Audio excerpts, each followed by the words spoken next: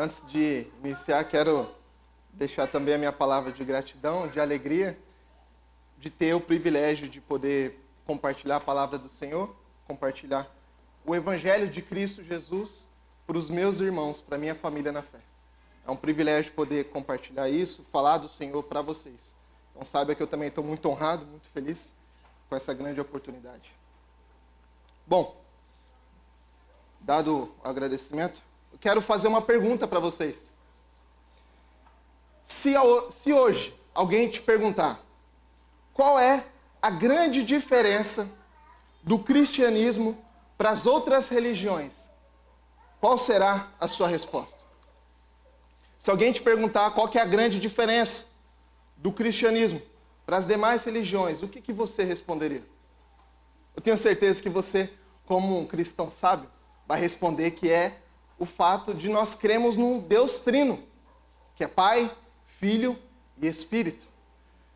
Ao contrário das demais religiões que vão acreditar em diversos deuses, animais, até mesmo pessoas, astros, entre outros milhões de coisas. Contudo, e se essa questão ela se aprofundasse?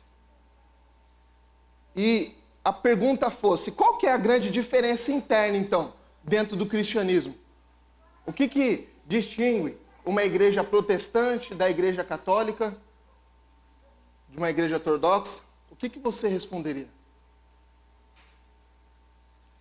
Bom, espero que a sua resposta seja os 5 solas. Somente a Escritura, sola Escritura, sola fide, somente a fé, sola gratia, somente a graça, solus Christo, somente Cristo, soli Deo glória, somente a Deus a glória. Essa é a resposta mais completa, bom, na minha visão, que você pode oferecer para alguém se te perguntasse qual que é a nossa diferença de uma igreja católica para uma ortodoxa, o que distingue o protestantismo. Mas como que surgiram, então, essas 5 solas? Elas nasceram no tempo da Reforma Protestante, em 1517, e naquele período a Igreja Católica Romana havia se desviado da palavra de Deus, ensinado práticas como a venda de indulgências, que é propriamente a compra do perdão de pecados, e colocando a tradição acima da Bíblia. Foi então que Deus levantou homens como Martinho Lutero, João Calvino, Ulrico Zwingli e entre outros, que chamaram o povo de volta ao Evangelho puro. Eles nos lembraram que a Escritura é a única regra de fé e prática, a voz suprema e autoritativa sobre a vida do cristão. Ensinaram que a salvação não vem de nós mesmos, mas que somos justificados somente pela fé em Cristo Jesus, sem depender de obras ou méritos humanos. Também afirmaram que a salvação é o resultado exclusivo da graça de Deus, um presente imerecido, dado por amor. Os reformadores nos apontaram ainda para a centralidade de Cristo, o único mediador entre Deus e os homens, o único Salvador. E por fim declararam que tudo deve ser feito para a glória de Deus, e não para a glória de homens, como era dado antigamente propriamente ao Papa, ou de instituições ou tradições. A primeira verdade da reforma, que é a que nós vamos considerar nessa noite, é a sola Escritura, somente a Escritura. E não é à toa que ela vem primeiro. Sem a palavra de Deus como autoridade, todo o resto se perde, porque é somente através dela que nós conhecemos a verdadeira fé, entendemos a graça de Deus e recebemos Cristo como o único Salvador e vivemos para a glória de Deus. E para isso eu gostaria de convidá-los a abrir as Sagradas Letras, inspiradas por Deus, no texto de 2 Timóteo 4, nós leremos do verso 14 ao 17. 2 Timóteo, a partir do verso 14 ao 17.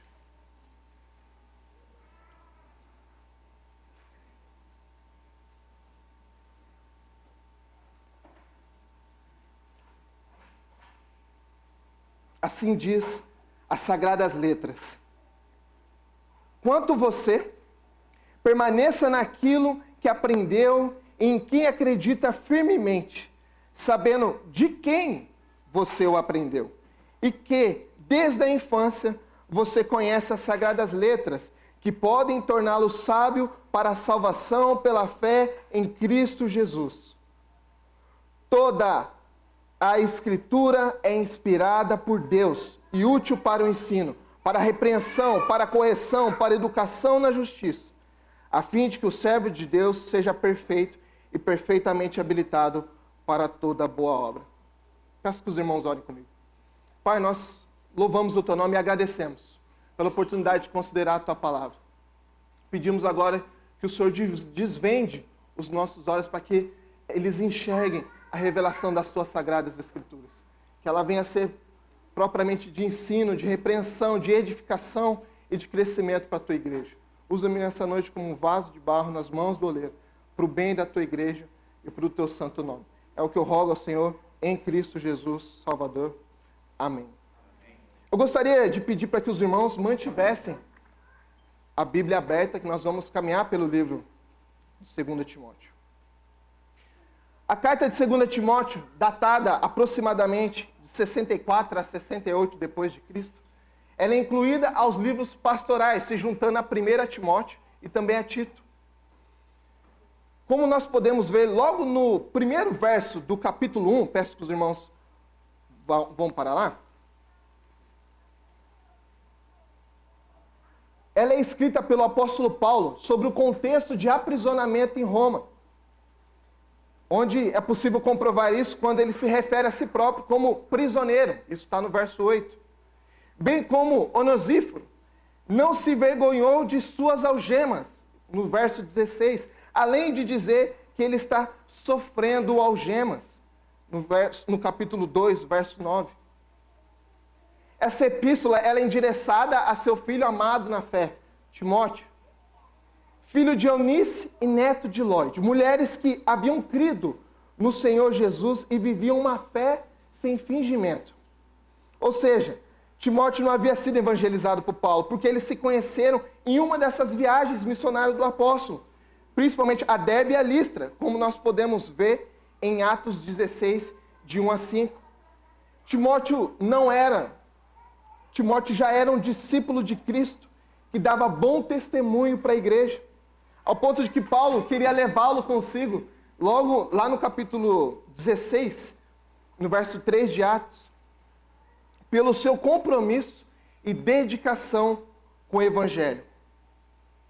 Agora esse missionário, discípulo do apóstolo Paulo e filho amado na fé, se tornara um jovem pastor, que estava pastoreando a igreja de Éfeso, e vivia grandes desafios como todo aquele que é chamado ao ministério.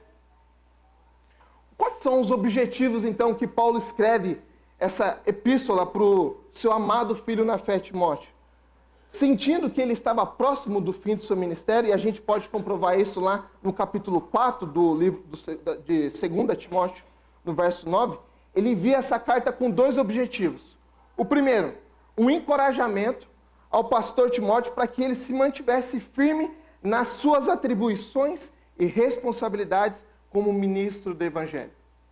Ou seja, que ele cumpra com zelo e dedicação, e essa mesma dedicação que ele deu bom testemunho no início do seu ministério, agora ele cumpra com responsabilidades os desafios que enfrentava e enfrentaria estando à frente da igreja de Éfeso.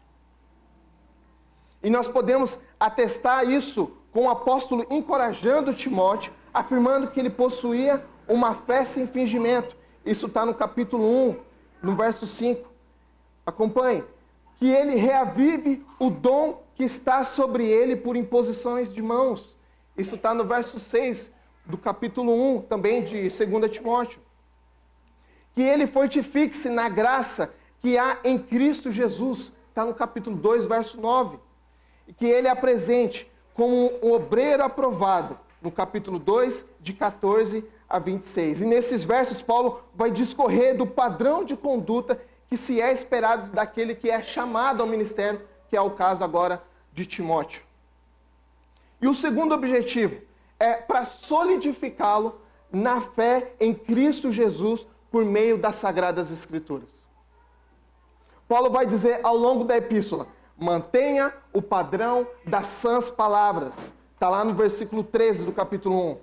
Também lembra que, embora tivesse preso, a palavra de Deus não estava algemada. Que Timóteo buscasse apresentar-se como obreiro que maneja bem a palavra, no capítulo 2, verso 15. E principalmente os versos de 15 e 16 do capítulo 3, que dizem que as sagradas letras podem torná-lo sábio para a salvação, que ela é inspirada por Deus e ela é útil, com o objetivo, diz o versículo 17, de torná-lo habilitado para toda boa obra. E aqui o ponto central que nós trabalharemos essa noite. As Sagradas Escrituras são a autoridade e o ensino necessário para a nossa salvação. As Sagradas Escrituras são a autoridade e o ensino necessários para a nossa salvação, levando-nos a uma vida de piedade. Levando-nos a uma vida de piedade. Vamos primeiramente entender como que o apóstolo reafirma a necessidade das Escrituras, como autoridade da nossa fé, e instrui Timóteo a segui-la, fazendo um contraste entre dois mundos, um que é piedoso e o outro que não é.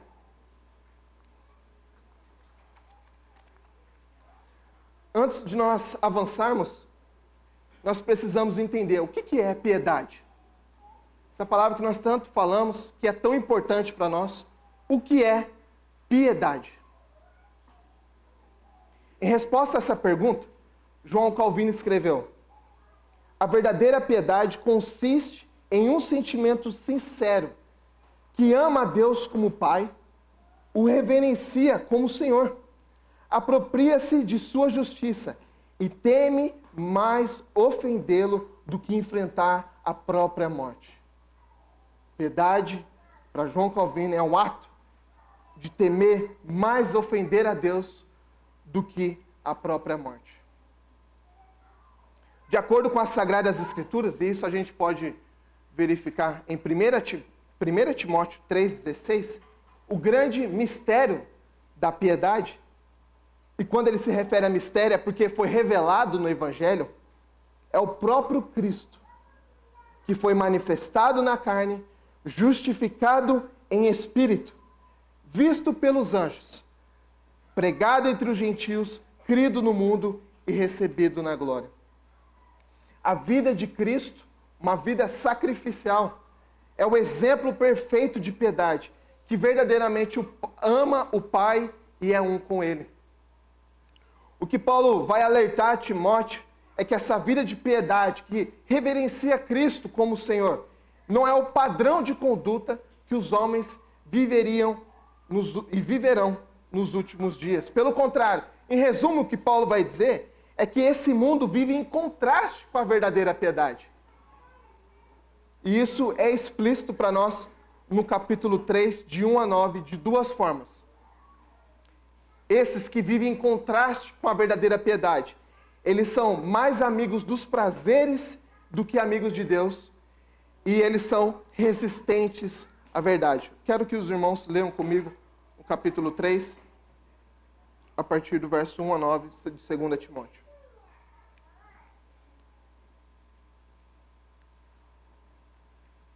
Está escrito assim: mas você precisa saber disto. Nos últimos dias sobrevirão tempos difíceis, pois os seres humanos serão egoístas, avarentos, orgulhosos, arrogantes, blasfemadores, desobedientes aos pais, ingratos, ímpios, sem afeição natural, implacáveis, caluniadores, sem domínio de si, cruéis, inimigos do bem, traidores, atrevidos, convencidos, mais amigos dos prazeres do que amigos de Deus, tendo forma de piedade, mas negando o poder dela. Fique longe também destes. Pois entre estes se encontram os que se infiltram nas casas e conseguem cativar mulheres tolas, sobrecarregadas de pecados, que são levadas por todo tipo de desejos, que estão sempre aprendendo e nunca conseguem chegar ao conhecimento da verdade. E do mesmo modo, Janes e Jambres resistiram a Moisés, também estes resistem à verdade. São homens que têm a mente totalmente corrompida, reprovados quanto à fé. Mas esses não irão longe, porque a insensatez deles ficará evidente a todos, como também aconteceu com a insensatez de Janes e Jambres.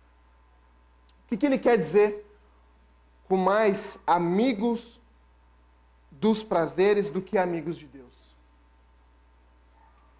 Em contraste com o padrão do obreiro aprovado, que Paulo vai falar para Timóteo no capítulo 2, a partir do verso 14 ao 26, Paulo está mostrando a conduta de falsos mestres e como eles pervertem a verdade do evangelho, tendo muitas vezes apenas forma de piedade, mas na verdade não temem ofender mais a Deus do que a própria morte. Não olham para Cristo Jesus como padrão e exemplo de vida piedosa. No seu íntimo, amam muito mais os prazeres da carne do que a verdade de Cristo. É semelhante ao que Jesus se refere em Mateus 7, a partir do verso 15 ao 23, que ele vai dizer o quê? Acautelai-vos dos falsos profetas, disfarçados de ovelhas, mas por dentro são lobos. Pelos seus frutos conhecereis. Senhor, Senhor, em teu nome nós profetizamos, nós expelimos demônios, em teu nome nós fizemos muitos milagres. E o que será dito, irmãos, para essas pessoas? Apartai-vos de mim, vós que praticam a iniquidade, porque eu não vos conheço. São pessoas que caminham entre os fiéis, mas na verdade não são. Tem as palavras em sua boca, mas o coração está distante do Senhor. Em vão me adoram, ensinando doutrinas que são preceito de homens, como diz o profeta Isaías.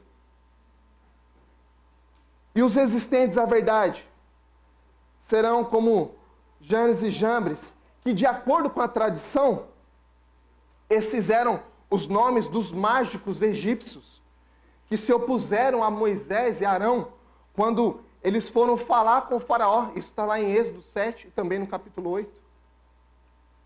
Ou seja, são aqueles que não somente rejeitam a verdade, mas que levam outros também a rejeitarem. Quando o profeta chega diante do faraó e faz os sinais que Deus havia dito para que eles fizessem, o que os mágicos quiseram fazer? Reproduzir aqueles mesmos sinais. E isso as escrituras vão dizer que, em consequência, o coração de faraó se endurece. Eles não somente resistem à verdade, mas levam outros também a resistirem.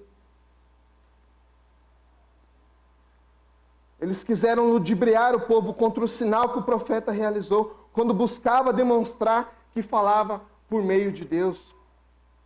Irmãos, não é verdade que existem diversos Janes e Jambres hoje em nosso tempo? Que tentam ludibriar o povo de Deus a ouvir a voz do Senhor, que é dita por meio das sagradas letras, e fazem com que essas pessoas acreditem em fábulas. O que Paulo está instruindo o seu filho na fé é ficar longe dessas pessoas. E vai afirmar que estes não irão longe, porque a insensatez deles ficará evidente, porque Deus punirá os injustos.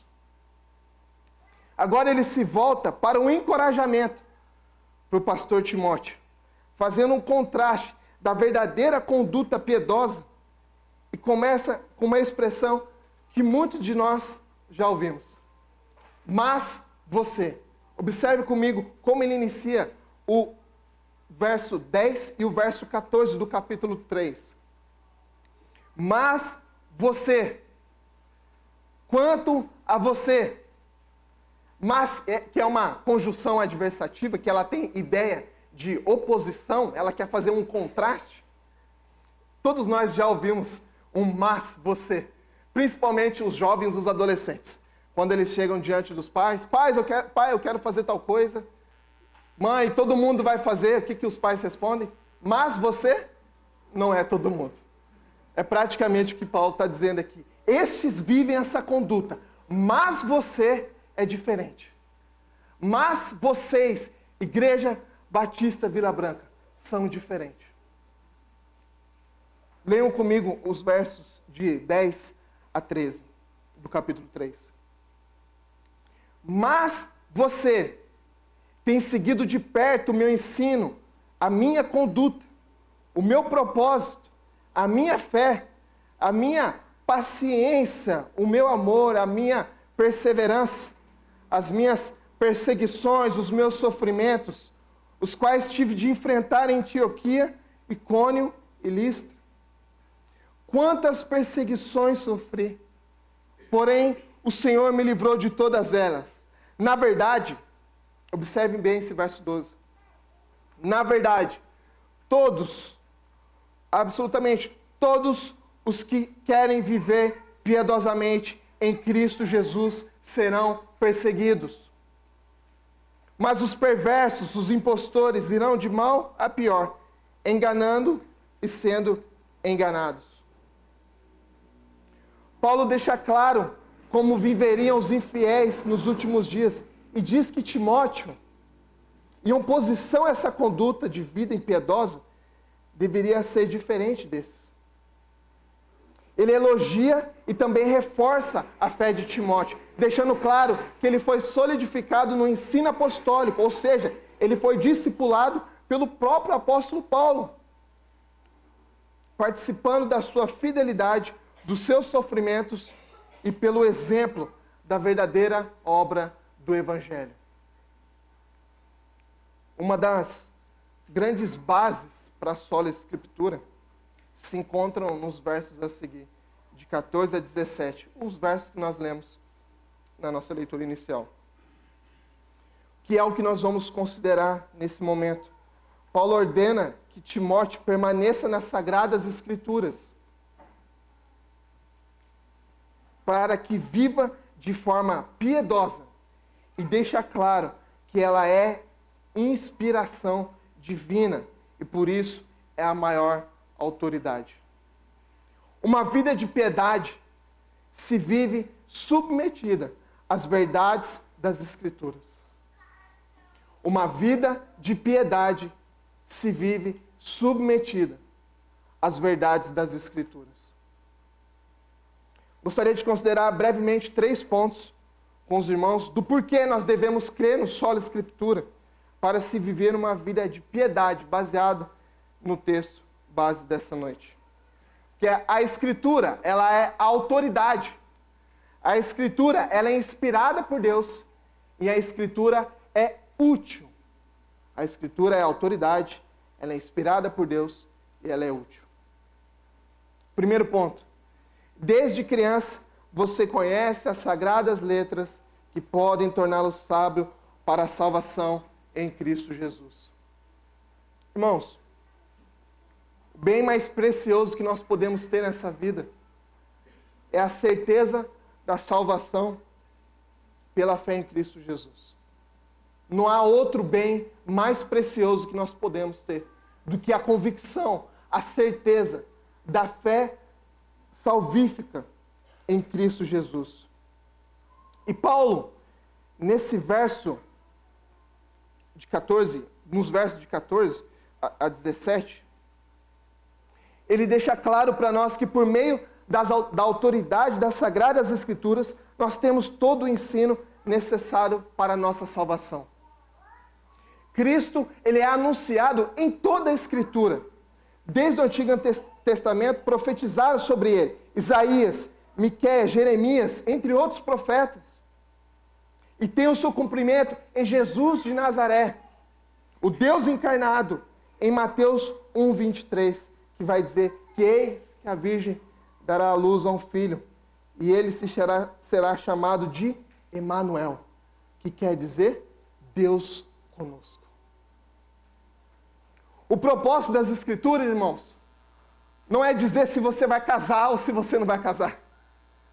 Não é se você terá um bom emprego, uma boa casa no futuro, se você será bem-sucedido socialmente, qual faculdade você deve fazer, mas sim revelar o plano de salvação por meio da obra perfeita, única e majestosa de Cristo Jesus. E isso ela faz de forma suficiente, por meio das Escrituras, de modo que nós não precisamos nos apegar a tradições, ou fazer campanhas para que Deus se revele a nós, ou faça aquilo que nós desejamos. O Deus Criador do universo nos entregou a sua palavra para que por meio dela possamos conhecer o seu plano perfeito de salvação. As Escrituras são o suficiente para que nós sejamos salvos por ela. As Escrituras são o suficiente. Irmãos, se de fato isso é uma verdade, nós temos olhado para as Escrituras e confiado que o seu ensino é suficiente para apresentar o plano de salvação pela fé em Cristo Jesus para uma vida de piedosa, para uma vida de piedade, ou temos desejado moldá-la ao que queremos que ela seja, e como muitos temos acrescentado coisas a ela. Um exemplo disso, irmãos, é a doutrina do purgatório, ensinada pela Igreja Católica como um estado temporário de purificação para as almas que morrem na graça de Deus, como se além dessa vida ainda tivéssemos mais uma oportunidade para alcançar a santificação necessária para que nós herdamos a eternidade com Cristo por meio das boas obras. Não tem base nenhuma, biblicamente falando. É totalmente sem fundamento. Fruto de tradição dos homens. A salvação pelas obras. A Bíblia está repleta de versículos que nos mostram que a salvação é mediante a graça, favor imerecido. Onde que as obras podem nos salvar? A Bíblia vai dizer que elas são como trapo de imundícia. Nós somos salvos sim pelas obras de um homem perfeito, um Deus encarnado. Ele sim, pelas obras dele nós somos salvos. Além disso, existem os rituais, e às vezes propriamente dos protestantes, irmãos. Às vezes estamos buscando respostas em Cristo. Abrimos a Bíblia, aliás, deixamos ela fechada, abrimos. Deixa eu ver aqui onde cai. Rituais. Quando cai em louco hoje pedirão a tua alma, aí não vai. Ou cai em Naum, quando nós queremos uma resposta, nós esperamos uma resposta. O que a gente faz? A gente faz assim, pega a Bíblia, abre só uma página dela aqui. Senhor, eu devo fazer aquilo? Já é o desejo do nosso coração. E viu Deus que era bom. Não, vamos ler mais um. E viu Deus que era muito bom. Aí sim é uma resposta. Sem sentido nenhum, irmãos. Sem sentido nenhum. Sem contexto bíblico. Às vezes a própria Escritura é usada como amuleto. Deixa ela aberta dentro de casa, no Salmo 23 aberto, para espantar os inimigos. Salmo 91, para espantar espírito maligno. Usada como amuleto, irmãos. Eu sei que às vezes pode parecer engraçado, mas isso é loucura. Isso é loucura. Sacrifícios, andar quilômetros e às vezes até ajoelhados, para que por meio dessas ações que não estão nas Escrituras, nós possamos ajudar a sermos salvos ou receber o favor de Deus. Não tem base bíblica. Como cristãos submissos à palavra de Deus, devemos crer somente nela e crer nas Escrituras como suficiente autoridade, fonte de fé e ensino para a nossa salvação. E para que nós possamos viver também uma vida de piedade. Porque todas essas coisas, irmãos, que foram citadas, não possuem base nenhuma na palavra de Deus. Pelo contrário, são invenção dos homens e da tradição. Se apega às Escrituras unicamente para a sua salvação. E o motivo que nós podemos crer somente nas Escrituras é porque elas foram sopradas pelo próprio Deus Criador do universo. Leia comigo o verso 16 do capítulo 3.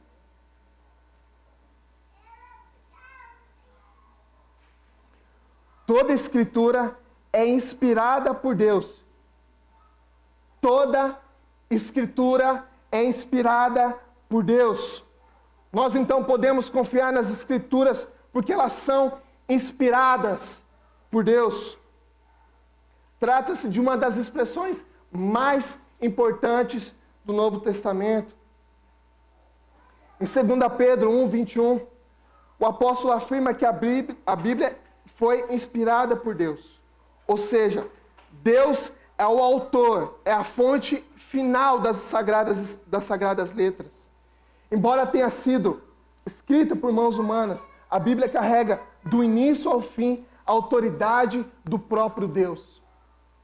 Ela carrega do início ao fim, não somente uma parte dela, ela é do início ao fim, inspirada pelo próprio Deus. Cada palavra nela é registrada, é a palavra viva do Senhor. O teólogo reformado, Warfield, ele demonstrou que a palavra grega, traduzida como inspiradas, é teopneustos. Teopneustos é a palavra grega. Refere-se a toda a Escritura, e não somente uma porção dela. Ou seja, todo o cânon das Escrituras, até mesmo as palavras individuais, foi dado por Deus e, portanto, é totalmente verdadeiro. Obrigado, irmão.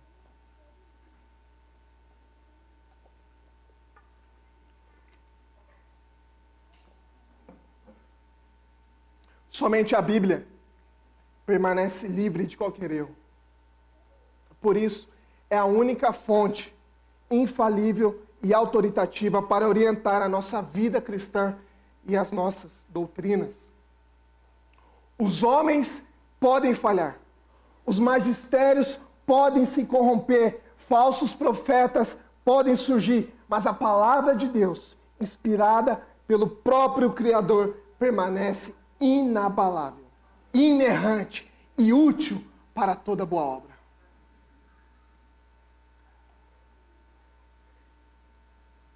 Em abril de 1521, Lutero, ele foi levado diante da Dieta de Worms, que foi uma grande assembleia convocada pelo imperador da época, onde estavam reunidas as maiores autoridades do Sacro Império. E ele havia sido intimado a se retratar pelas teses que ele havia feito. Negar os escritos que denunciavam os abusos da Igreja Católica da época. A Igreja Católica Romana, a venda de indulgência e a falsa autoridade do Papa. E a expectativa era simples, que Lutero chegasse e dissesse: sim, eu retiro tudo que eu disse. Mas depois de pedir uma noite para que ele pudesse refletir e orar, no dia seguinte ele se apresentou diante daquela multidão de príncipes, bispos e enviados do Papa e declarou com toda firmeza: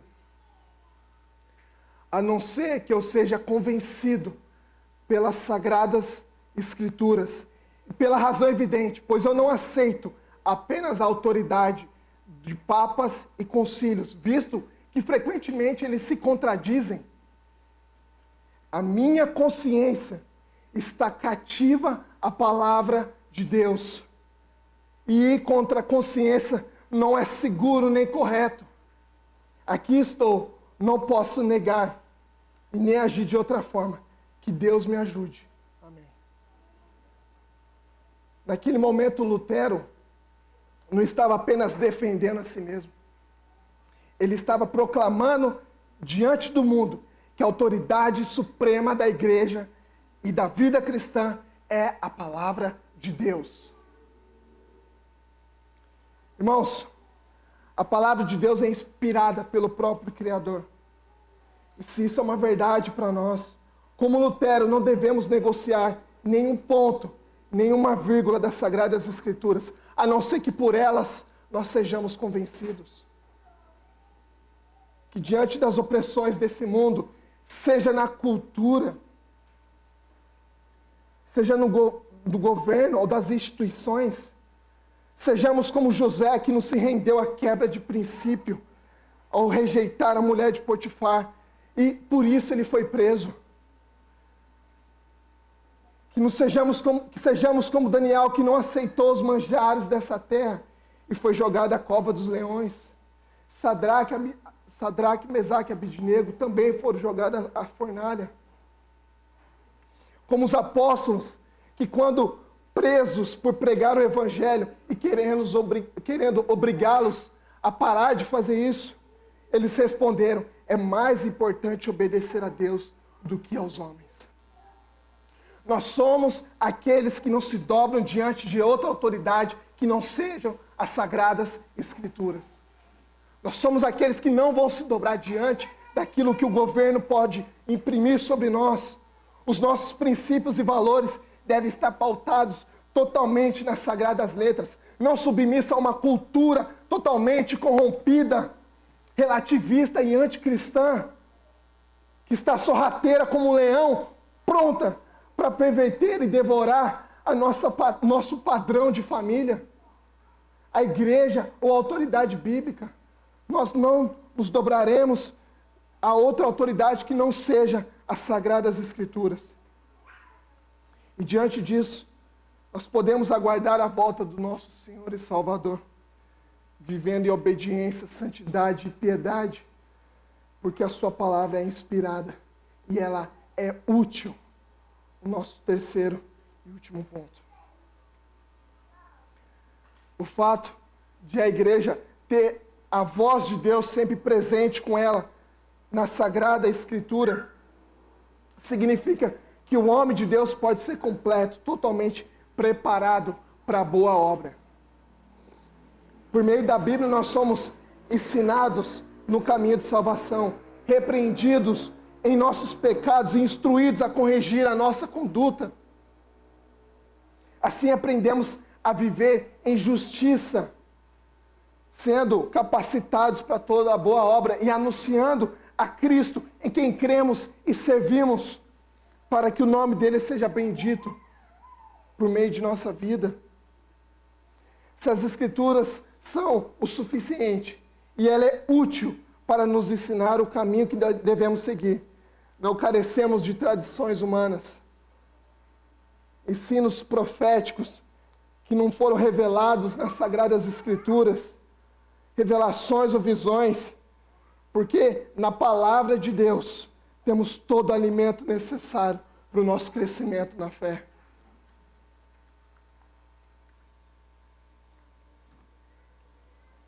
Uma boa ilustração sobre isso é o texto que nós lemos na nossa confissão de pecados, em Marcos 7. Que mostra que os fariseus, criticando os discípulos por comerem sem lavar as mãos de forma impura, alegando que assim dizia a tradição, Jesus critica essas expansões das leis cerimoniais feitas pelos escribas, porque eles alargam tanto as suas tradições ao ponto de permitir a transgressão da lei moral, corrompendo os mandamentos claros e diretos de Deus, como honrar pai e mãe, que era o contexto daquele cenário. E sobre isso Jesus os repreende, dizendo: eles invalidam a palavra de Deus por sua tradição. Irmãos, semelhantemente, em nosso tempo nós temos as igrejas adventistas, que colocam o ensino de Ellen White acima da Escritura de Deus. Entre outros ritos e proibições que afastam os homens de Deus. Igrejas pentecostais e neopentecostais, que com campanhas de libertação espiritual, desafios financeiros, que não passam de exploração da fé. Não passam de exploração da fé o que eles têm feito, irmãos. A Congregação Cristã do Brasil, que coloca a revelação do profeta acima da palavra de Deus, como maior autoridade. Colocam tradições, colocam ritos, colocam ordenanças que afastam os homens do Senhor. Os homens sequer podem usar bermuda dentro de suas casas. Sequer podem assistir um jogo de futebol. Irmãos, aquilo que Deus chama de pecado, nós devemos chamar de pecado. Agora a gente também não tem autoridade para chamar de pecado aquilo que Deus não chama. Não é o que Atos 10 vai dizer? Pedro mata e come. Não vem dizer que é impuro aquilo que eu estou chamando de puro. Nós não temos, irmãos, autoridade para chamar de pecado aquilo que Deus não chama de pecado. Da mesma forma que nós temos o dever de chamar de pecado aquilo que Deus diz que é. Ritos que colocam os homens distante de Deus, afastam os homens do Senhor. E sobre isso, Colossenses 2 vai dizer, abra comigo, Colossenses 2, a partir do verso 20.